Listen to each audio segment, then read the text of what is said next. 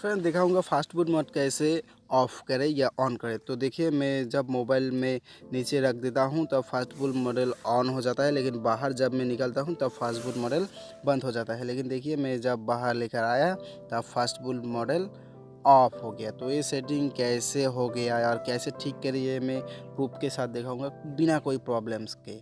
तो पहले मैं पिन देकर मोबाइल को ओपन करता हूं, उसके बाद दिखाऊंगा कि कैसे ठीक करें इस मोबाइल को, फास्टबूट मॉडल को जस्ट 1 मिनट में कैसे इस ठीक करें। तो पहले आप सेटिंग में जाना है आपको।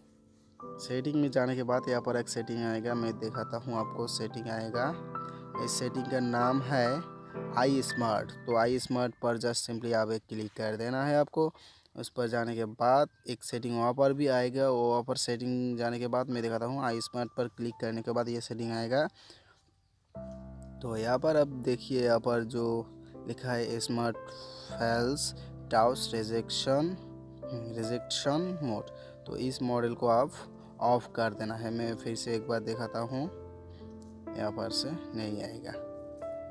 तो मैंने ऑफ़ कर दिया है, अब वो फास्टबूट मॉडल ऑफ हो गया, अब नहीं आएगा। मैं फिर से एक बार आपको दिखाता हूँ कंफर्म होने के लिए।